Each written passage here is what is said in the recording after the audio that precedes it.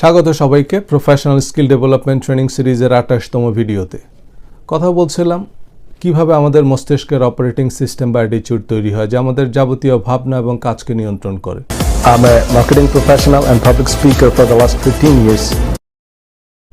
পরিবেশ নিয়ে অনেক লম্বা আলোচনা করেছি যে পরিবেশে আমরা বেড়ে উঠি, তাই ইতিবাচক বা নেতিবাচক যাই হোক, সে পরিবেশের শিক্ষা আমাদের চরিত্রে ভাবনায় বদ্ধমূল হয়।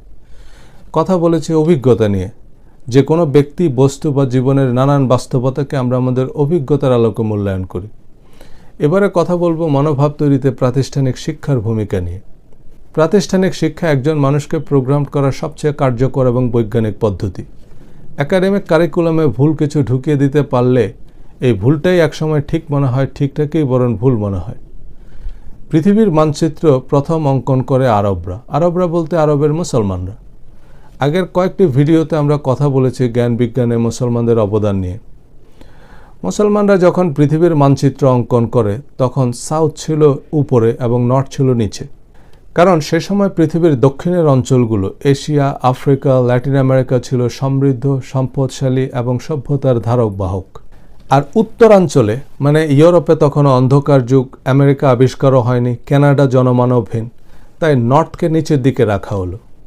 কিন্তু ব্রিটিশ আমাদের এই মানচিত্র পড়ানোর সময় মানচিত্রকে জাস্ট উল্টে দিল, মানে নর্থ উপরে এবং সাউথ নিচে। কিন্তু এখন এই উল্টাটাকেই আমাদের কাছে ঠিক মনে হয়, ঠিকটাকেই বরং উল্টা মনে হয়। ইতিহাস আমরা পড়ি তিনটা যুগে ভাগ করে, অ্যানসায়েন্ট, মেডিয়েবল এবং মডার্ন। প্রাচীন যুগ, মধ্যযুগ, আধুনিক যুগ। এবং ব্রিটিশ যখন থেকে আমাদের শাসন করা শুরু করলো সেই থেকে শুরু হলো আধুনিক যুগ। তার মানে ব্রিটিশ যা করবে তাই আধুনিক। ব্রিটিশ যদি চুলে বেগুনি রং করে তো আমাদেরও তাই করতে হবে, কারণ বেগুনি রঙই তখন আধুনিক। ব্রিটিশ কানে দুল পড়ল তো সেটা আধুনিক হয়ে গেল। ব্রিটিশ হঠাৎ করে জিপিএস সিস্টেম চালু করলো তো আমরাও সব জিপিএ 5।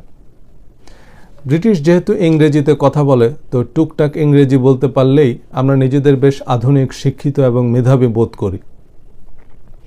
এবং ব্রিটিশ কাউন্সিলের IELTS পরীক্ষা হচ্ছে ইংরেজির সর্বোচ্চ ডিগ্রি, যেটা ইংরেজি বিভাগের ছাত্রছাত্রীদেরও নিতে হবে। আমরা নিজেদের ভাষাটা কতখানি শুদ্ধ সুন্দর করে বলতে পারছি তা নিয়ে কারোরই কোনো মাথা ব্যথা নাই, কিন্তু ইংরেজির বেলায় দাড়ি কমাও ভুল হওয়া চলবে না।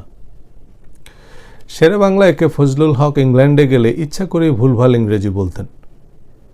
তো একবার ব্রিটিশ সাংবাদিকরা তাকে ধরল যে তুমি তো ভালো ইংরেজি জানো, তো এখন ভুল ইংরেজি বলছো কেন? শেরে বাংলা তখন বললেন, তোমাদের ইংরেজ অফিসাররা যে আমাদের দেশে গিয়ে ভুল বাংলা বলেন তার একটা প্রতিশোধ নিলাম। আমাদের এক মন্ত্রী একবার লন্ডন ঘুরে আসার পর সাংবাদিকরা জানতে চাইল লন্ডনে কেমন অভিজ্ঞতা হলো। তো তিনি বললেন, আরে ওরা তো উন্নতি করবেই, ও দেশের সবাই খুব উচ্চশিক্ষিত। তো কিভাবে বুঝলেন যে সবাই খুব উচ্চশিক্ষিত? কারণ সবাই অনর্গল ইংরেজিতে কথা বলে। ইউনিভার্সিটির সমাবর্তনে কালো রঙের গাউন আর চারকোনা হ্যাট পরে ডিপ্লোমা নেয়ার এই প্রথা চালু করে মিশরের আল আজহার ইউনিভার্সিটি। কিন্তু যখনই অক্সফোর্ড ইউনিভার্সিটি এটা কপি করলো তখনই এটা আধুনিক হয়ে গেল। সুবাহ বাংলা বা বাংলা প্রভিন্স ছিল মুঘল সাম্রাজ্যের সবচেয়ে সম্পদশালী রাজ্য, যার রাজধানী ছিল ঢাকা। পুরো মুঘল সাম্রাজ্যের টোটাল জিডিপির 50% আসতো এই বাংলা প্রভিন্স থেকে।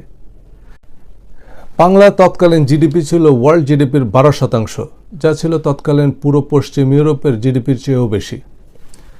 স্থাপত্য, নগরায়ন, পোশাক, খাবারকে সাধারণত একটা জাতির ঐতিহ্য ও সভ্যতার মাপকাঠি হিসাবে ধরা হয়। London, Sydney, Toronto, new York, Paris এসব পরিকল্পিত শহর এবং আধুনিক দৃষ্টিনন্দন স্থাপত্য একটা জাতির সভ্যতা সম্পর্কে একটা ধারণা দেয়। একজন মানুষের পোশাক দেখলে তার রুচি বা ক্লাস আন্দাজ করা যায়। কারো বাড়িতে খাবার খেতে গেলে তাদের খাবার বা পরিবেশনা দেখেই কিন্তু অনুমান করা যায় তাদের স্ট্যাটাস। 2500 বছর আগে আমাদের মহাস্থানগড়ে যে শহর ছিল তাতে ট্রাফিক সিস্টেম ছিল, আন্ডারগ্রাউন্ড সুয়ারের সিস্টেম ছিল। ঢাকার মসলিন থেকে শুরু করে এখনও আমাদের পোশাক সারা পৃথিবীতে অপ্রতিদ্বন্দ্বী। ব্রিটিশ 200 বছর আমাদের শাসন করলেও ঢাকায় কয়টা ব্রিটিশ রেস্টুরেন্ট আছে, অথচ ব্রিটেনে কয়েক হাজার বাংলাদেশি রেস্টুরেন্ট আছে। ব্রিটিশ যখন এই অঞ্চলে আসে তখন বাংলা পৃথিবীর ষষ্ঠ ধনী দেশ, আর ব্রিটিশ যখন চলে যায় বাংলা তখন পৃথিবীর অন্যতম দরিদ্র দেশ। এই হলো ব্রিটিশদের তথাকথিত আধুনিক শাসন ব্যবস্থার ফলাফল। শুধু বাংলায় নয়, পৃথিবীর যে কয়টি দেশ ব্রিটিশ শাসনাধীনে ছিল সেখানকার আদিবাসীরা প্রায় বিলুপ্ত। ব্রিটিশরা আমেরিকায় এসেছিল, এখানকার আদিবাসী রেড ইন্ডিয়ানরা প্রায় বিলুপ্ত। তারা অস্ট্রেলিয়া গিয়েছিল, সেখানকার অরিজিনাল জাতিগোষ্ঠীকে তারা নিশ্চিহ্ন করে ফেলে। বাংলায় ব্রিটিশদের নীতি ওই একই ছিল, কিন্তু বাংলার জনসংখ্যা এত বেশি ছিল যে এতগুলো মানুষ মারার কার্যকর কোনো উপায় তারা খুঁজে পাচ্ছিল না। অবশেষে বাংলা 1176 সালে তারা এক কৃত্রিম দুর্ভিক্ষ তৈরি করে, যাতে বাংলার 1/3 বা 1 কোটি মানুষ মারা যায়। ব্রিটিশ এবং তাদের সহযোগী জমিদাররা কোথাও কোনো লঙ্গরখানা পর্যন্ত খোলেনি। এই ভয়াবহ দুর্ভিক্ষে বাংলার ত্রাণকর্তা হিসাবে আবির্ভূত হন বিশিষ্ট দানবীর হাজী মোহাম্মদ মহসিন। তিনি এমন অকাতরে তার সম্পদ দান করতে থাকেন যে তার ঘনিষ্ঠজনরাও তাকে বলছিলেন যে, হাজী সাহেব, আপনি যেভাবে দান করছেন তাতে তো আপনি নিজেই একসময় নিঃস্ব হয়ে যাবেন। হাজী মোহাম্মদ মহসিন তখন বললেন, আমার টাকা থাকতে আমার দেশের মানুষ যদি না খেয়ে মারা যায়, তবে আমার এই টাকার উপর আল্লাহ লানত পড়ুক।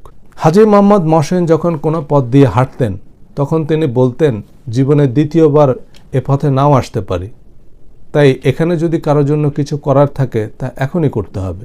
আর সাবেক ব্রিটিশ প্রধানমন্ত্রী উইনস্টন চার্চিল একবার বলেছিলেন, আমি ভারতীয়দের ঘৃণা করি, ওদের যেমন জানোয়ারের মতো জীবন তেমনি জানোয়ারের মতো ধর্ম। খরগোশের মতো এত সন্তান উৎপাদন করলে দুর্ভিক্ষ তো হবেই। ব্রিটিশের বিরুদ্ধে কাজী নজরুল ইসলাম তার আনন্দময়ের আগমনে কবিতায় লিখেছেন, আর কতকাল থাকবি বেটি মাটির ডেলার মূর্তি আড়াল, স্বর্গ যে আজ জয় করেছে অত্যাচারী শক্তি চাঁড়াল, দেব শিশুদের মারছে চাবুক, বীর যুবাদের দিচ্ছে ফাঁসি, ভূ ভারত আজ কষায়খানা, আসবি কখন সর্বনাশী। এ কবিতার জন্য নজরুলকে 1 বছর কারাদণ্ড দেওয়া হয়। আধুনিকতার নামে ব্রিটিশ আমাদের নিজেদের গৌরবময় ইতিহাস ঐতিহ্য মুছে ফেলে ঔপনিবেশিক দাসত্বের পাঠ আমাদের পাঠ্যক্রমে অন্তর্ভুক্ত করে, যে কারিকুলাম থেকে আমরা আজও বেরিয়ে আসতে পারিনি। আজও আমাদের ক্ষমতাসীনরাই আমাদের পাঠ্যক্রম ঠিক করে এবং একই ধারাবাহিকতায় সুবিধাভোগী মোসাহেব, অন্ধ তাবেদার আর রাজনৈতিক দুর্বৃত্ত তৈরি করে। আমাদের শিক্ষিতরা বরং অশিক্ষিতদের চেয়ে অনেক বড় দস্যু। এ কারণেই বলা হয় কুশিক্ষার চেয়ে অশিক্ষা উত্তম। পরিবেশ, অভিজ্ঞতা, প্রাতিষ্ঠানিক শিক্ষা ইতিবাচক হলে আপনি সৌভাগ্যবান, কিন্তু এসব নেতিবাচক হলেই কি সে অন্ধকারেই বসে থাকতে হবে?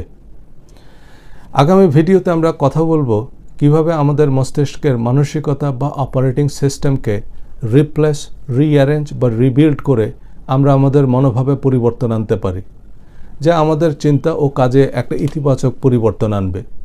আজ তাহলে এ পর্যন্তই। ধন্যবাদ।